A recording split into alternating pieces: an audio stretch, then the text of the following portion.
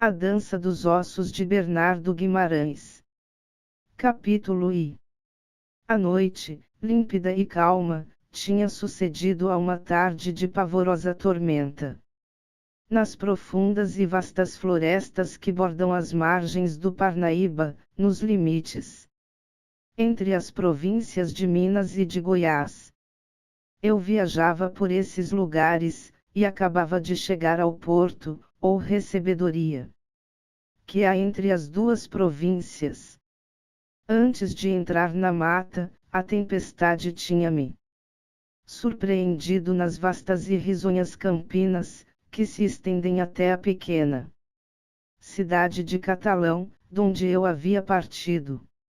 Seriam 9 a 10 horas da noite, junto a um fogo aceso defronte da porta da pequena casa da recebedoria, estava eu, com mais algumas pessoas, aquecendo os membros resfriados pelo terrível banho que a meu pesar tomara. A alguns passos de nós se desdobrava o largo veio do rio, refletindo em uma chispa retorcida, como uma serpente de fogo, o clarão avermelhado da fogueira. Por trás de nós estavam os cercados e as casinhas dos poucos habitantes desse lugar, e, por trás dessas casinhas, estendiam-se as florestas sem fim. No meio do silêncio geral e profundo sobressaía o rugido monótono de uma cachoeira próxima, que ora estrugia como se estivesse a alguns passos de distância, ora quase se esvaecia em abafados murmúrios, conforme o correr da viração. No sertão, ao cair da noite, todos tratam de dormir, como os passarinhos. As trevas e o silêncio são sagrados ao sono, que é o silêncio da alma. Só o homem nas grandes cidades, o tigre nas florestas e o mocho nas ruínas, as estrelas no céu e o gênio na solidão do gabinete, costumam velar nessas horas que a natureza consagra ao repouso. Entretanto, eu e meus companheiros, sem pertencermos a nenhuma dessas classes, por uma exceção de regra estávamos acordados a essas horas. Meus companheiros eram bons e robustos caboclos, dessa raça semiselvática e nômade, de origem dúbia entre o indígena e o africano, que vagueia pelas infindas florestas que correm ao longo do Parnaíba, e cujos nomes, de certo, não se acham inscritos nos assentos das freguesias e nem figuram nas estatísticas que dão ao império, não sei quantos milhões de habitantes. O mais velho deles, de nome Cirino, era o mestre da barca que dava passagem aos viandantes. De bom grado eu o compararia a Caronte, barqueiro do Averno, se as ondas turbulentas e ruidosas do Parnaíba, que vão quebrando o silêncio dessas risonhas solidões cobertas da mais vigorosa e luxuriante vegetação, pudessem ser comparadas às águas silenciosas e letárgicas do Aqueronte. Meu amo de certo saiu hoje muito tarde da cidade, perguntou-me ele. Não, era apenas meio-dia. O que me atrasou foi o aguaceiro, que me pilhou em caminho. A chuva era tanta e tão forte o vento que meu cavalo quase não podia andar. Se não fosse isso, ao pôr do sol eu estava aqui. Então, quando entrou na mata, já era noite. Oh! Se era! Já tinha anoitecido havia mais de 1 hora. E Viemo não viu aí, no caminho, nada que o incomodasse. Nada, Cirino, a não ser às vezes o mau caminho, e o frio, pois eu vinha ensopado da cabeça aos pés. Deveras, não viu nada, nada. É o primeiro. Pois hoje que dia é? Hoje é sábado. Sábado. Que me diz? E eu, na mente que hoje era sexta-feira. Oh, senhorinha! Eu tinha precisão de ir hoje ao campo buscar umas linhas que encomendei para meus anzóis, e não fui, porque esta minha gentinha de casa me disse que hoje era sexta-feira, e hoje, com esta chuva, era dia de pegar muito peixe. Oh, senhorinha! Gritou o velho com mais força. A este grito apareceu, saindo de um casebre vizinho, uma menina de 8 a 10 anos, fusca e bronzeada, quase nua, bocejando e esfregando os olhos, mas que me mostrava ser uma criaturinha esperta e viva como uma capivara. Então, senhorinha, como é que tu vais me dizer que hoje era sexta-feira? Ah, cachorrinha! Deixa-te estar, que amanhã tu me pagas, então hoje que dia é?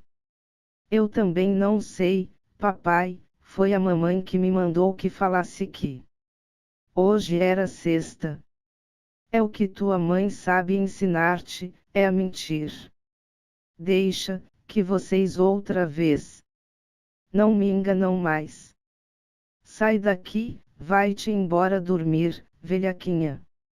Depois que a menina, assim enxotada, se retirou, lançando um olhar cobiçoso sobre umas espigas de milho verde que os caboclos estavam a assar, o velho continuou: Veja o que são artes de mulher. A minha velha é muito ciumenta, e inventa todos os modos de não me deixar um passo fora daqui.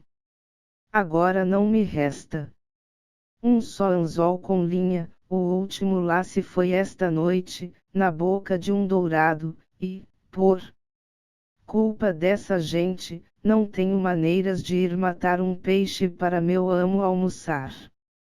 Amanhã.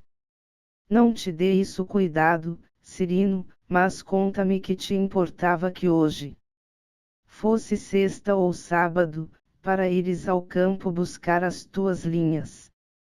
O quê? Meu amo? Eu atravessar o caminho dessa mata em dia de sexta-feira. É mais fácil eu descer por esse rio abaixo em uma canoa sem remo. Não era à toa que eu estava perguntando se não lhe aconteceu nada no caminho. Mas o que há nesse caminho? Conta-me, eu não vi nada. Viemo não viu, daqui a obra de 3/4 de légua, a mão direita de quem vem, um meio claro na beirada do caminho, e uma cova meio aberta com uma cruz de pau. Não reparei, mas sei que há por aí uma sepultura de que se contam muitas histórias. Pois muito bem. Aí nessa cova é que foi enterrado o defunto Joaquim Paulista. Mas é a alma dele só que mora aí, o corpo mesmo, esse anda espatifado aí por essas matas, que ninguém mais sabe dele. Ora valha-te Deus, Cirino. Não te posso entender. Até aqui eu acreditava que, quando se morre, o corpo vai para a sepultura, e a alma para o céu, ou para o inferno, conforme as suas boas ou más obras. Mas, com o teu defunto, vejo agora, pela primeira vez, que se trocaram os papéis, a alma fica enterrada e o corpo vai passear. Viemo não quer acreditar. Pois é coisa sabida aqui, em toda esta redondeza, que os ossos de Joaquim Paulista não estão dentro dessa cova e que só vão lá nas sextas-feiras para assombrar os viventes, e desgraçado daquele que passar aí em noite de sexta-feira. Que acontece? Aconteceu o que já me aconteceu, como vou lhe contar. Capítulo 2. Um dia, há de haver coisa de 10 anos, eu tinha ido ao campo, à casa de meu compadre que mora daqui a 3 léguas. Era uma sexta-feira, ainda me lembro, como se fosse hoje. Quando montei no meu burro para vir-me embora, já o sol estava baixinho. Quando cheguei na mata, já estava escuro, fazia um luar manhoso, que ainda atrapalhava mais a vista da gente. Já eu ia entrando na mata, quando me lembrei que era sexta-feira. Meu coração deu uma pancada e a modo que estava me pedindo que não fosse para diante. Mas fiquei com vergonha de voltar. Pois um homem, já de idade como eu, que desde criança estou acostumado a varar por esses matos a toda hora do dia ou da noite, hei de agora ter medo. De quê? Encomendei-me de todo o coração à Nossa Senhora da Abadia, tomei um bom trago na guampa que trazia sortida na garupa, joguei uma masca de fumo na boca, e toquei o burro para diante. Fui andando, mas sempre cismado, todas as histórias que eu tinha ouvido contar da cova de Joaquim Paulista estavam-se-me representando na ideia, e ainda, por meus pecados, o diabo do burro não sei o que tinha nas tripas que estava a refugar e a passarinhar numa toada. Mas, a poder de esporas, sempre vim varando. À proporção que ia chegando perto do lugar onde está a sepultura, meu coração ia ficando pequenino. Tomei mais um trago, rezei o creio em Deus Padre, e toquei para diante. No momento mesmo em que eu ia passar pela sepultura, que eu queria passar de galope e voando se fosse possível, aí é que o diabo do burro dos meus pecados empaca de uma vez, que não houve força de esporas que o fizesse mover. Eu já estava decidido a me apear, largar no meio do caminho o burro com sela e tudo, e correr para a casa, mas não tive tempo. O que eu vi, talvez não acredite, mas eu vi como estou vendo este fogo, vi com estes olhos, que a terra há de comer, como comeu os do pobre Joaquim Paulista, mas os dele nem foi a terra que comeu, coitado. Foram os urubus, e os bichos do mato. Dessa feita acabei de acreditar que ninguém morre de medo, se morresse, eu lá estaria até hoje fazendo companhia ao Joaquim Paulista. Cruz. Ave Maria. Aqui o velho fincou os cotovelos nos nós joelhos, escondeu a cabeça entre as mãos e pareceu-me que resmungou uma Ave Maria. Depois, acendeu o cachimbo, e continuou. Viemos se reparasse, havia de ver que o mato faz uma pequena aberta da banda, em que está a sepultura do Joaquim Paulista. A lua batia de chapa na areia branca do meio da estrada. Enquanto eu estou esporeando com toda a força a barriga do burro, salta lá, no meio do caminho, uma cambada de ossinhos brancos, pulando, esbarrando uns nos outros, e estalando numa toada certa, como gente que está dançando ao toque de viola. Depois, de todos os lados, vieram vindo outros ossos maiores, saltando e dançando da mesma maneira. Por fim de contas, veio vindo lá, de dentro da sepultura, uma caveira branca, como papel, e com os olhos de fogo, e dando pulos como sapo, foi-se chegando para o meio da roda. Daí começaram aqueles ossos todos a dançar em roda da caveira, que estava quieta no meio, dando de vez em quando pulos no ar, e caindo no mesmo lugar, enquanto os ossos giravam num corrupio, estalando uns nos outros, como fogo da queimada, quando pega forte num sapezal.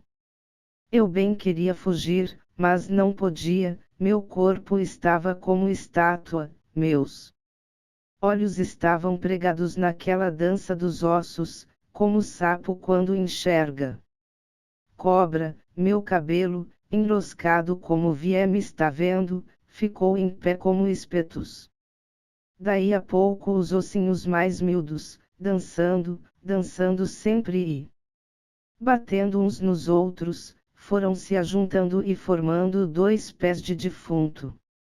Estes pés não ficam quietos, não, e começam a sapatear com os outros ossos numa roda viva. Agora são os ossos das canelas, que lá vêm saltando atrás dos pés, e de um pulo, trás. Se encaixaram em cima dos pés. Daí a um nada vem os ossos das coxas, dançando em roda das canelas, até que, também de um pulo, foram se encaixar direitinho nas juntas dos joelhos.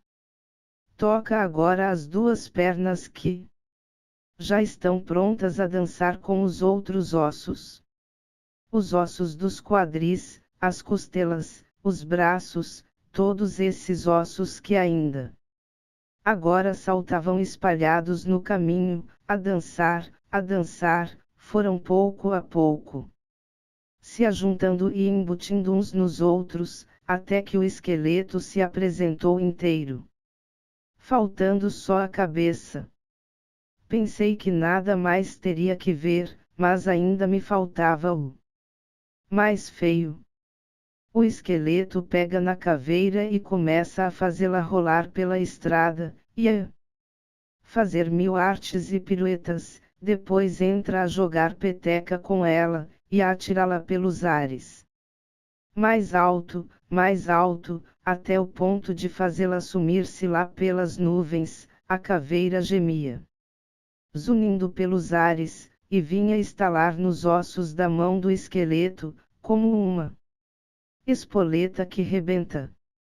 Afinal o esqueleto escachou as pernas e os braços, tomando toda a largura do caminho, e esperou a cabeça, que veio cair direito no meio dos ombros, como uma cabaça oca que se rebenta em uma pedra, e olhando para mim com os olhos de fogo.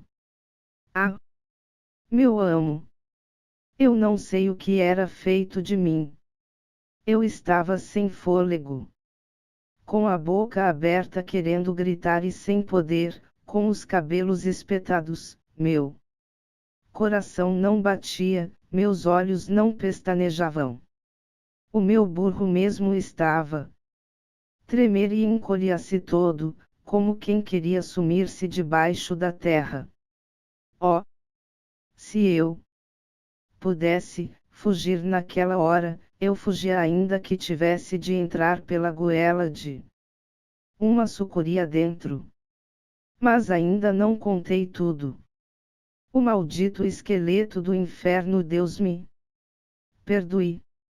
Não tendo mais nenhum ossinho com quem dançar, assentou de divertir-se comigo, que ali estava sem pingo de sangue, e mais morto do que vivo, e começa a dançar defronte de mim, como essas figurinhas de papelão que as crianças, com uma cordinha, fazem dar de mão e de pernas, vai-se chegando cada vez mais para perto, dá 3 voltas em roda de mim, dançando e estalando as ossadas, e por fim de contas, de um pulo, encaixa-se na minha garupa.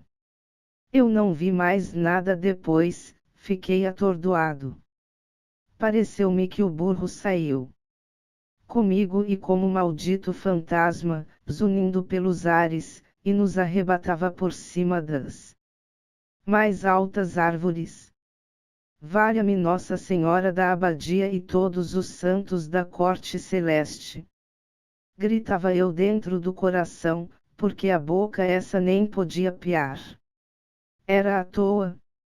Desacorçoei, e pensando que ia por esses ares nas unhas de Satanás, esperava a cada instante ir estourar nos infernos. Meus olhos se cobriam de uma nuvem de fogo, minha cabeça a andar à roda, e não sei mais o que foi feito de mim. Quando dei acordo de mim, foi no outro dia, na minha cama, a sol alto. Quando a minha velha, de manhã cedo, foi abrir a porta, me encontrou no terreiro. Estendido no chão, desacordado, e o burro selado perto de mim. A porteira da manga estava fechada. Como é que esse burro pôde entrar comigo para dentro, e que não sei. Portanto ninguém me tira da cabeça que o burro veio comigo pelos ares. Acordei como o corpo todo moído, e com os miolos pesando como se fossem de chumbo, e sempre com aquele maldito estalar de ossos nos ouvidos, que me perseguiu por mais de um mês. Mandei dizer 2 missas pela alma de Joaquim Paulista, e jurei que nunca mais havia de pôr meus pés fora de casa em dia de sexta-feira. Capítulo 3. O velho barqueiro contava esta tremenda história de modo mais tosco, porém muito mais vivo do que eu acabo de escrevê-lo, e acompanhava a narração de uma gesticulação selvática e expressiva e de sons imitativos que não podem ser representados por sinais escritos. A hora avançada, o silêncio e solidão daqueles sítios, teatro desses assombrosos acontecimentos, contribuíram também grandemente para torná-los quase visíveis e palpáveis. Os caboclos, de boca aberta, o escutavam como olhos e ouvidos trânsidos de pavor, e de vez em quando, estremecendo, olhavam em derredor pela mata, como que receando ver surgir o temível esqueleto a empolgar e levar pelos ares alguns deles. Com efeito, Cirino, disse-lhe eu, foste vítima da mais pavorosa assombração de que há exemplo, desde que andam por este mundo as almas do outro. Mas quem sabe se não foi a força do medo que te fez ver tudo isso? Além disso, tinhas ido muitas vezes a Guampa, e talvez ficasse com a vista turva e a cabeça um tanto desarranjada. Mas, meu amo, não era a primeira vez que eu tomava o meu gole, nem que andava de noite por esses matos, e como é que eu nunca vi ossos de gente dançando no meio do caminho? Os teus miolos é que estavam dançando, Cirino, disso estou eu certo. Tua imaginação, exaltada há um tempo pelo medo e pelos repetidos beijos que davas na tua guampa, é que te fez ir voando pelos ares nas garras de Satanás. Escuta. Vou te explicar como tudo isso te aconteceu muito naturalmente. Como tu mesmo disseste, entraste na mata com bastante medo, e, portanto, disposto a transformar em coisas do outro mundo tudo quanto confusamente vias no meio de uma floresta frouxamente alumiada por um luar escasso. Acontece ainda para teu mal que, no momento mais crítico, quando a ias passando pela sepultura, empacate o maldito burro. Faço ideia de como ficaria essa pobre alma, e até me admiro de que não visses coisas piores. Mas então que diabo eram aqueles ossos a dançarem, dançar então? Certo, como se fosse a toque de música e aquele esqueleto branco, que trepou na garupa, e me levou por esses ares. Eu te digo. Os ossinhos que dançavam, não eram mais do que os raios da lua, que vinham peneirados por entre os ramos dos arvoredos balançados pela viração, brincar e dançar na areia branca do caminho. Os estalos, que ouvias, eram, sem dúvida, de alguns porcos do mato, ou qualquer bicho, que andavam ali por perto a quebrar nos dentes cocos de baguaçu, o que, como bem sabes, faz uma estralada dos diabos. E a caveira, meu amo? De certo era alguma cabaça velha que um rato do campo vinha rolando pela estrada. Não era preciso tanto, uma grande folha seca, uma pedra, um toco, tudo te podia parecer uma caveira naquela ocasião.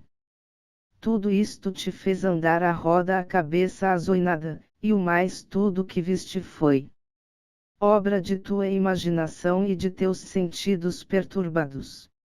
Depois, qualquer coisa. Talvez um maribondo que o picou. Maribondo de noite. Ora, meu amo! Exclamou o velho com uma gargalhada. Pois bem. Fosse o que fosse, qualquer outra coisa ou capricho de burro. O certo é que o teu macho saiu contigo aos corcovos, ainda que atordoado, o instinto da conservação fez que te agarrasses bem à sela, e tiveste a felicidade de vir dar contigo em terra mesmo à porta de tua casa, e eis aí tudo. O velho barqueiro ria com a melhor vontade, zombando de minhas explicações. Qual, meu amo, disse ele, réstia de luar não tem parecença nenhuma. Com osso de defunto, e bicho do mato, de noite, está dormindo na toca, e não anda roendo coco. E pode vier ficar certo de que, quando eu tomo um gole, ali é que minha vista fica mais limpa e o ouvido mais afiado. É verdade, e, a tal ponto, que até chegas a ver e ouvir o que não existe. Meu amo tem razão, eu também, quando era moço, não acreditava em nada disso por mais que me jurassem. Foi-me preciso ver para crer, e Deus o livre. Viemos de ver o que eu já vi? Eu já vi, Girino, já vi, mas nem assim acreditei. Como assim, meu amo? É que nesses casos eu não acredito nem nos meus próprios olhos, senão depois de estar bem convencido, por todos os modos, de que eles não enganam. Eu te conto um caso que me aconteceu. Eu ia viajando sozinho por onde não importa de noite, por um caminho estreito, encerradão fechado, e vejo ir, andando a alguma distância diante de mim, qualquer coisa, que na escuridão não pude distinguir. Aperto um pouco o passo para reconhecer o que era, e vi clara e perfeitamente dois pretos carregando um defunto dentro de uma rede. Bem poderia ser também qualquer criatura viva, que estivesse doente ou mesmo em perfeita saúde, mas, nessas ocasiões, a imaginação, não sei porquê, não nos representa senão defuntos. Uma aparição daquelas, em lugar tão ermo e longe de povoação, não deixou de me causar terror. Contudo, o caso não era extraordinário, carregar um cadáver em rede, para ir sepultá-lo em algum cemitério vizinho, é coisa que se vê muito nesses sertões. Ainda que aquelas horas o negócio não deixasse de tornar bastante suspeito. Piquei o cavalo para passar adiante daquela sinistra visão que me estava incomodando o espírito, mas os condutores da rede também apressaram o passo, e se conservavam sempre na mesma distância. Pus o cavalo a trote, os pretos começaram também a correr com a rede. O negócio ia se tornando mais feio. Retardei o passo para deixá-los adiantarem-se. Também foram indo mais devagar. Parei, também pararam. De novo marchei para. Eles também se puseram a caminho. Assim andei por mais de meia hora, cada vez mais aterrado, tendo sempre diante dos olhos aquela sinistra aparição que parecia apostada em não me querer deixar, até que, exasperado, gritei-lhes que me deixassem passar ou ficar atrás, que eu não estava disposto a fazer-lhes companhia. Nada de resposta. O meu terror subiu de ponto, e confesso que estive por um nada a dar de rédea para trás a bom fugir. Mas negócios urgentes me chamavam para diante, revesti-me de um pouco de coragem que ainda me restava, cravei as esporas no cavalo e investi para o sinistro vulto a todo galope. Em poucos instantes o alcancei de perto e vi. Adivinhem o que era? Nem que deem volta ao miolo um ano inteiro, não são capazes de atinar com o que era. Pois era uma vaca. Uma vaca. Como? Sim, senhores, uma vaca malhada, que tinha a barriga toda branca era. A rede, e os quartos traseiros e dianteiros inteiramente pretos, eram os dois negros que a carregavam. Pilhada por mim naquela caminho estreito, sem poder desviar. Nem para uma banda nem para outra, porque o mato era um cerradão tapado. O pobre animal ia fugindo diante de mim, se eu parava, também parava, por que não? Tinha necessidade de viajar, se eu apertava o passo lá ia ela também para diante. Fugindo de mim. Entretanto, se eu não fosse reconhecer de perto o que era aquilo, ainda hoje havia de jurar que tinha visto naquela noite dois pretos carregando um defunto em uma rede, tão completa era a ilusão. E depois, se quisesse indagar mais do negócio, como era natural, sabendo que nenhum cadáver se tinha enterrado em toda aquela redondeza, havia de ficar acreditando de duas uma, ou que aquilo era coisa do outro mundo, ou, o que era mais natural, que algum assassinato horrível e misterioso tinha sido cometido por aquelas criaturas. A minha história nem de leve abalou as crenças do velho barqueiro que abanou a cabeça, e disse-me, chasqueando: a sua história está muito bonita, mas, perdoe que lhe diga, eu por mais escuro que estivesse a noite e por mais que eu tivesse entrado no gole, não podia ver uma rede onde havia uma vaca, só pelo faro eu conhecia. Meu amo decerto tinha poeira nos olhos.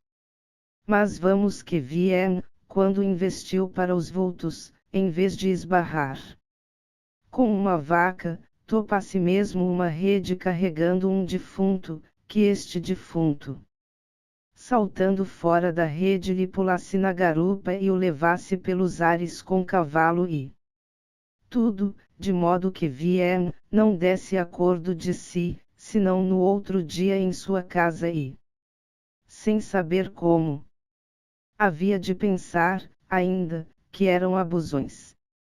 Esse não era o meu medo, o que eu temia, era que aqueles negros acabassem ali comigo, e, em vez de um, carregassem na mesma rede dois defuntos para a mesma cova. O que das era impossível. Esse não era o meu medo, o que eu temia, era que aqueles negros acabassem ali comigo, e, em vez de um, carregassem na mesma rede 2 defuntos. Para a mesma cova. O que dais era impossível. O possível. E como é que me aconteceu? Se não fosse tão tarde.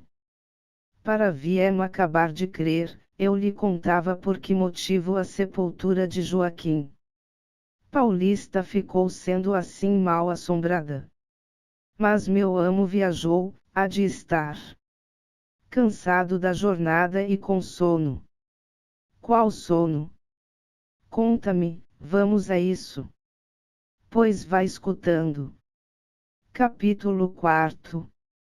O tal Joaquim Paulista era um cabo do destacamento que naquele tempo havia aqui no Porto. Era bom rapaz e ninguém tinha queixa dele. Havia aqui, também, por este tempo, uma rapariga, por nome Carolina, que era o desassossego de toda a rapaziada. Era uma caboclinha escura, mas bonita e sacudida, como ela aqui ainda não pisou outra, com uma viola na mão, a rapariga tocava e cantava que dava gosto. Quando saia para o meio de uma sala, tudo ficava de queixo caído, a rapariga sabia fazer requebrados e sapateados, que era um feitiço. Em casa dela, que era um ranchinho ali da outra banda, era sucias todos os dias, também todos os dias havia solados de castigo por amor de barulhos e desordens. Joaquim Paulista tinha uma paixão louca pela Carolina, mas ela anda de amizade com um outro camarada, de nome Timóteo, que a tinha trazido de Goiás, ao qual queria muito bem. Vai um dia, não sei que diabo de dúvida tiveram os dois, que a Carolina se desapartou do Timóteo e fugiu para a casa de uma amiga, aqui no campo. Joaquim Paulista, que há muito tempo bebia os ares por ela, achou que a ocasião era boa, e tais artes armou, tais agrados fez a rapariga, que tomou conta dela. Ali. Pobre rapaz!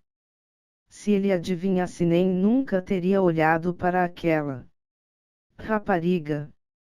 O Timóteo, quando soube do caso, urrou de raiva e de ciúme. Ele estava esperando que, passados os primeiros arrufos da briga, ela o viria procurar se ele não fosse buscá-la, como já de outras vezes tinha acontecido. Mas desta vez tinha-se enganado. A rapariga estava por tal sorte embeiçada com o Joaquim Paulista, que de modo nenhum quis saber do outro, por mais que esse rogasse, teimasse, chorasse e ameaçasse mesmo de matar uma ou outro. O Timóteo desenganou-se, mas ficou calado e guardou seu ódio no coração. Estava esperando uma ocasião. Assim passaram-se meses, sem que houvesse novidade. O Timóteo vivia em muito boa paz com o Joaquim Paulista, que, tendo muito bom coração, nem de leve cismava que seu camarada lhe guardasse ódio. Um dia, porém, Joaquim Paulista teve ordem do comandante do destacamento para marchar para a cidade de Goiás. Carolina, que era capaz de dar a vida por ele, jurou que havia de acompanhá-lo. O Timóteo danou. Viu que não era possível guardar para mais tarde o cumprimento de sua tensão danada, jurou que ele havia de acabar desgraçado, mas que Joaquim Paulista e Carolina não haviam de ir viver sossegados longe dele, e assim combinou, com outro camarada, tão bom ou pior do que ele, para dar cabo do pobre rapaz. Nas vésperas da partida, os dois convidaram ao Joaquim para irem ao mato. Caçar. Joaquim Paulista, que não maliciava nada, aceitou o convite, e no outro dia de manhã, saíram os três a caçar pelo mato. Só voltaram no outro dia de manhã. Mais dois somente, Joaquim Paulista, esse tinha ficado, Deus sabe aonde. Vieram contando, com lágrimas nos olhos, que uma cascavel tinha mordido Joaquim Paulista em duas partes, e que o pobre rapaz, sem que eles pudessem valer-lhe, em poucas horas tinha expirado, no meio do mato, que não podendo carregar o corpo, porque era muito longe, e temendo que o não pudessem encontrar mais, e que os bichos o comessem, o tinham enterrado lá mesmo, e, para prova disso, mostravam a camisa do desgraçado, toda manchada de sangue preto. Envenenado. Mentira tudo. O caso foi este, como depois se soube. Quando os dois malvados já estavam bem longe por essa mata abaixo, deitaram a mão no Joaquim Paulista, o agarraram, e amarraram em uma árvore. Enquanto estavam nesta lida, o coitado do rapaz, que não podia resistir àqueles dois ursos, pedia por quantos santos há que não judiassem com ele, que não sabia que mal tinha feito a seus camaradas, que se era por causa da Carolina ele jurava nunca mais pôr os olhos nela, e iria embora para Goiás, sem ao menos dizer-lhe adeus. Era à toa. Os dois malvados nem ao menos lhe davam resposta. O camarada de Timóteo era mandigueiro e curado de cobra, pegava ainu mais grosso jaracuçu ou cascavel, as enrolava no braço, no pescoço, metia a cabeça delas dentro da boca, brincava e judiava com elas de toda a maneira, sem que lhe fizessem mal algum. Na hora em que ele enxergava uma cobra, bastava pregar os olhos nela, a cobra não se movia do lugar. Em cima de tudo, o diabo do soldado sabia um assovio com que chamava cobra, quando queria. A hora que ele dava esse assovio, se havia por ali perto alguma cobra, havia de aparecer por força. Dizem que ele tinha parte com o diabo, e todo mundo tinha medo dele como do próprio capeta. Depois que amarraram bem amarrado o pobre Joaquim Paulista, o camarada do Timóteo desceu pelas furnas de uns grotões abaixo, e andou por lá muito tempo, assoviando o tal assovio que ele conhecia. O Timóteo ficou de sentinela ao Joaquim Paulista, que estava caladinho, coitado, encomendando sua alma a Deus. Quando o soldado voltou, trazia em cada uma das emmeaus, apertado pela garganta, uma cascavel mais grossa do que esta minha perna. Os bichos, desesperados, batiam e se enrolavam pelo corpo do soldado, que nessa hora devia estar medonho que nem o diabo. Então Joaquim Paulista compreendeu que qualidade de morte lhe iam dar aqueles dois desalmados.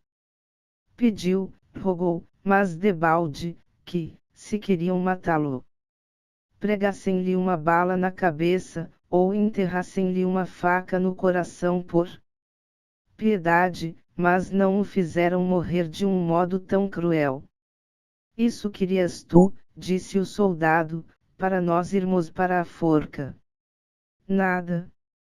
Estas duas meninas é que hão de carregar com a culpa de tua morte, para isso é que fui buscá-las, nós não somos carrascos.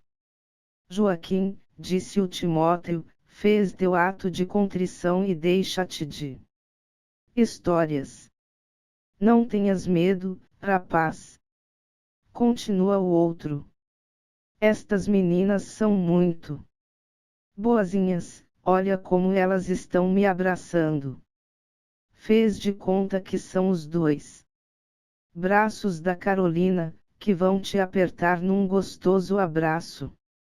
Aqui o Joaquim põe-se a gritar com quanto força tinha, a ver se alguém, acaso, podia ouvi-lo e acudir-lhe. Mas, sem perder tempo, o Timóteo pega num lenço e atocha-lhe na boca, mais que depressa o outro atira-lhe por cima os dois bichos, que no mesmo instante o picaram por todo o corpo. Imediatamente mataram as duas cobras, antes que fugissem. Não levou muito tempo, o pobre rapaz estrebuchava, dando gemidos de cortar o coração, e deitava sangue pelo nariz, pelos ouvidos e por todo o corpo. Quando viram que o Joaquim já quase não podia falar, nem mover-se, e que não tardava a dar o último suspiro, desamarraram-no, tiraram-lhe a camisa, e o deixaram aí perto das duas cobras mortas. Saíram e andaram todo o dia, dando voltas pelo campo. Quando foi anoitecendo, embocaram pela estrada da mata, e vieram descendo para o porto. Teriam andado obra de uma légua, quando enxergaram um vulto, que ia andando adiante deles, devagarinho, encostado num pau e gemendo. É ele, disse um deles espantado, não pode ser outro. Ele. É impossível, só por um milagre. Pois eu juro em como não é outro, e nesse caso toca a dar cabo dele já. Que dúvida! Nisto adiantaram-se e alcançaram o vulto.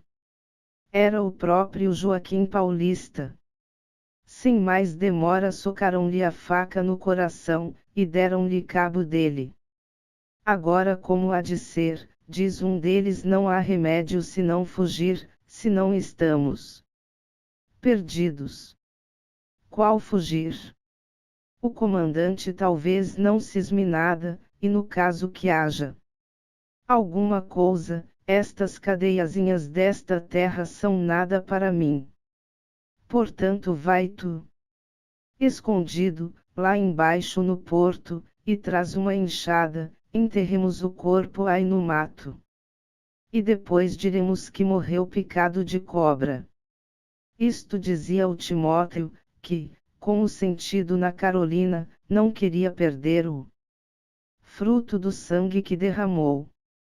Com efeito assim fizeram, levaram toda a noite a abrir a sepultura para o corpo, no meio do mato, de uma banda do caminho que, nesse tempo, não era por ai, passava mais arredado. Por isso não chegaram, senão no outro dia de manhã. Mas, Cirino, como é que Joaquim pôde escapar das mordeduras das cobras, e como se veio a saber de tudo isso? Eu já lhe conto, disse o velho. E depois de fazer uma pausa para acender o cachimbo, continuou. Deus não queria que o crime daqueles amaldiçoados ficasse escondido. Quando os dois soldados deixaram por morto o Joaquim Paulista, andava por aquelas alturas um caboclo velho, cortando palmitos. Aconteceu que, passando por ai não muito longe, ouvi voz de gente, e veio vindo com cautela a ver o que era. Quando chegou a descobrir o que se estava passando, frio e tremendo de susto, o pobre velho ficou espiando de longe, bem escondido numa mota, e viu tudo, desde a hora em que o soldado veio da furna com as cobras na mão. Se aqueles malditos tivessem visto ali, tinham dado cabo dele também. Quando os dois se foram embora, então o caboclo, com muito cuidado, saiu da moita, e veio ver o pobre rapaz, que estava morre não morre. O velho era mezinheiro muito mestre, e benzedor, que tinha fama em toda a redondeza. Depois que olhou bem o rapaz, que já com a língua perra não podia falar, e já estava cego, andou catando pelo mato umas folhas que ele lá conhecia, mascou-as bem, cuspiu a saliva nas feridas do rapaz, e depois benzeu bem benzidas elas.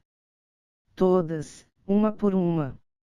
Quando foi daí a 1 hora, já o rapaz estava mais aliviado, e foi ficando cada vez a melhor, até que, enfim, pôde ficar em pé, já enxergando alguma coisa. Quando se podendo andar um pouco, o caboclo cortou um pau, botou na mão dele, e veio com ele, muito devagar, ajudando-o a caminhar até que, a muito custo, chegaram na estrada. Aí o velho disse: agora você está na estrada, pode ir indo sozinho com seu vagar, que daqui a nada você está em casa. Amanhã, querendo Deus, eu lá vou vê-lo outra vez. Adeus, camarada. Nossa Senhora te acompanhe. O bom velho mal pensava, que, fazendo aquela obra de caridade, ia entregar outra vez a morte àquele infeliz a quem acaba de dar a vida. 1/4 de hora, aos que se demorasse, Joaquim Paulista estava escapo. Mas o que tinha de acontecer estava escrito lá em cima. Não bastava ao coitado do Joaquim Paulista ter sido tão infeliz em vida, a infelicidade o perseguiu até depois de morto. O comandante do destacamento, que não era nenhum Samora, desconfiou do caso. Mandou prender os 2 soldados, e deu parte na vila ao juiz, que daí a 2 dias veio com o escrivão para mandar desenterrar o corpo. Vamos agora saber onde é que ele estava enterrado. Os 2 soldados, que eram os únicos que podiam saber, andavam guiando a gente para uns rumos muito diferentes, e como nada se achava, fingiam que tinham perdido o lugar. Bateu-se mato um dia inteiro sem se achar nada. Afinal de contas os urubus é que vieram mostrar onde estava a sepultura. Os 2 soldados tinham enterrado mal o corpo. Os urubus pressentiram o fétido da carniça e vieram se ajuntar nas árvores em redor. Desenterrou-se o corpo, e via-se então uma grande facada no peito, do lado esquerdo. O corpo já estava apodrecendo e com muito mau cheiro. Os que o foram enterrar de novo, aflitos por se verem livres daquela fedentina, mal apenas jogaram à pressa alguns punhados de terra na cova, e deixaram o corpo ainda mais mal enterrado do que estava. Vieram depois os porcos, os tetos, e outros bichos, cavoucaram a cova. Espatifaram o cadáver, e andaram espalhando os ossos do defunto aí por toda essa mata. Só a cabeça é que dizem que ficou na sepultura. Uma alma caridosa, que um dia encontrou um braço do defunto no meio da estrada, levou-o para a sepultura, encheu a cova da terra, socou bem, e fincou aí uma cruz. Foi tempo perdido, no outro dia a cova estava aberta tal qual como estava dantes. Ainda outras pessoas depois teimavam em ajuntar os ossos e enterrá-los bem. Mas no outro dia a cova estava aberta, assim como até hoje está. Diz o povo que enquanto não se ajuntar na sepultura até o último ossinho do corpo de Joaquim Paulista, essa cova não se fecha. Se é assim, já se sabe que tem de ficar aberta para sempre. Quem é que há de achar esses ossos que, levados pelas enxurradas, já lá foram talvez rodando por esse Parnaíba abaixo? Outros dizem que, enquanto os matadores de Joaquim Paulista estivessem vivos neste mundo, a sua sepultura havia de andar sempre aberta, nunca os seus ossos teriam sossego, e haviam de andar sempre assombrando os viventes cá neste mundo. Mas esses dois malvados já há de muito tempo foram dar contas ao diabo do que andavam fazendo por este mundo, e a coisa continua na mesma. O antigo camarada da Carolina, esse morreu no caminho de Goiás, a escolta que o levava, para cumprir sentença de galés por toda a vida, com medo que ele fugisse, pois o rapaz tinha artes do diabo, assentou de acabar com ele. Depois contaram uma história de resistência, e não tiveram nada. O outro, que era currado de cobra, tinha fugido, mas como ganhava a vida brincando com cobras e matava gente com elas, veio também a morrer na boca de uma delas. Um dia em que estava brincando com um grande urutu preto, à vista de muita gente que estava a olhar de queixo caído, a bicha perdeu-lhe o respeito, e em tal parte e em tão má hora lhe deu um bote, que o maldito caiu logo estrebuchando. E em poucos instantes deu a alma ao diabo. Deus me perdoe, mas aquela fera não podia ir para o céu. O povo não quis por maneira nenhuma que ele fosse enterrado no sagrado, e mandou atirar o corpo no campo para os urubus.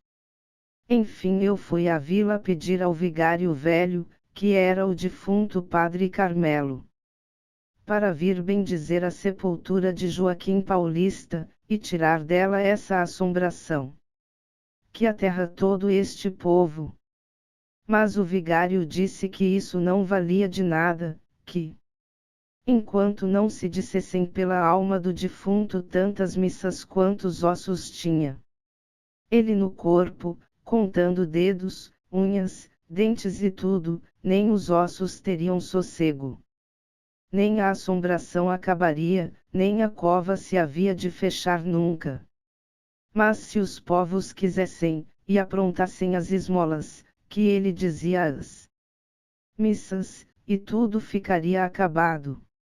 Agora que há de contar quantos ossos a gente tem no corpo, e quando é que esses moradores, que não são todos pobres como eu, hão de aprontar dinheiro para dizer tanta missa? Portanto já se vê, meu amo, que o que lhe contei não é nenhum abusão, é coisa certa e sabida em toda esta redondeza. Todo esse povo aí está que não me há de deixar ficar mentiroso.